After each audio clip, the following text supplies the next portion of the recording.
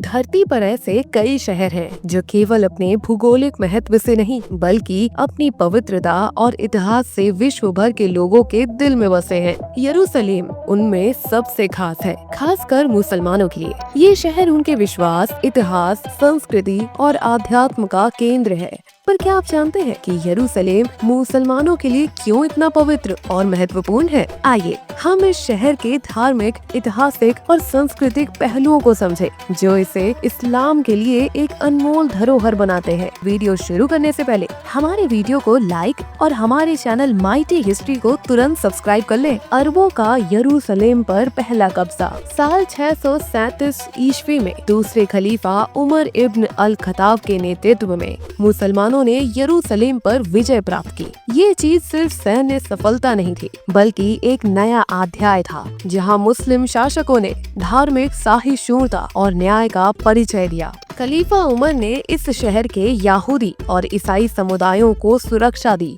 और सभी धर्मों के लोगों को समान अधिकार दिए। इस दौर में यरूशलेम मुसलमानों के लिए आध्यात्मिक और सांस्कृतिक केंद्र बनने लगा। उमय्यद काल में यरूशलेम का विकास उमय्यद वंश के शासन काल में विशेषकर खलीफा अब्दुल मलिक ने 691 ईस्वी में गुब्बत अल सखारा मस्जिद का निर्माण किया। यह मस्जिद आज भी यरूशलेम के सबसे खूबसूरत और पवित्र स्थलों में से एक है। उमय्यदों ने यरूशलेम को इस्लामी कला, संस्कृति और वास्तुकला का प्रमुख केंद्र बनाया। अब्बासी काल में यरूशलेम का महत्व अब्बासी वंश के दौरान यरूशलेम ने और अधिक धार्मिक और प्रशासनिक महत्व हासिल किया। अब्बासी खलीफाओं ने यहाँ के धर्म स्थलों की सुरक्षा और विकास पर भी जोर दिया।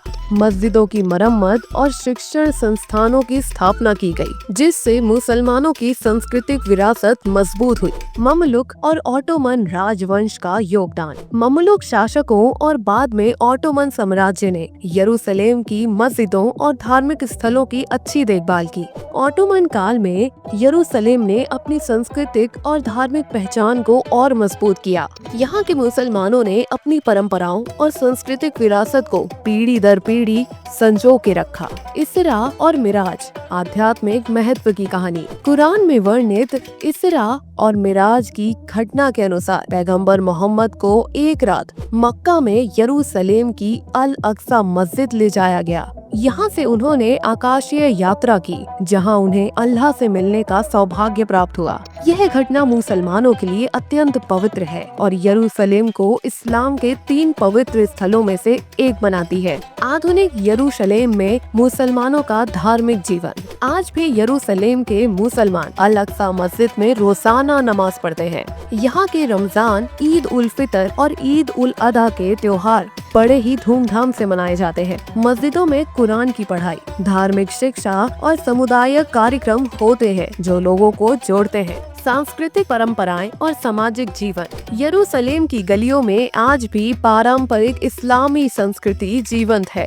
मस्जिदों के आसपास के बाजार, त्योहारों के मेले, लोकगीत, पारंपरिक पहनावा और खाना पीना इस सांस्कृतिक विरासत को दर्शाते हैं। यहाँ के मुसलमान शिक्षा, सामाजिक सेवा और सामुदायिक सहयोग को भी बहुत महत्व देते हैं। राजनीतिक और सामाजिक संदर्भ यरूशलेम आज भी विश्व का एक विवादित शहर है, जहाँ कई धर्म और समुदायों के बीच संघर्ष भी है। फिर भी मुसलमानों के दिलों में यरूशलेम की पवित्रता कभी कम नहीं हुई। ये शहर उनके विश्वास, धैर्य और संघर्ष की एक मजबूत पहचान बना हुआ है। इस तरह यरूशलेम मुसलमानों के लिए केवल एक भूगोलिक स्थान नहीं, बल्कि उनकी धार्मिक आस्था, ऐतिहासिक विरासत और सांस्कृतिक पहचान का केंद्र है।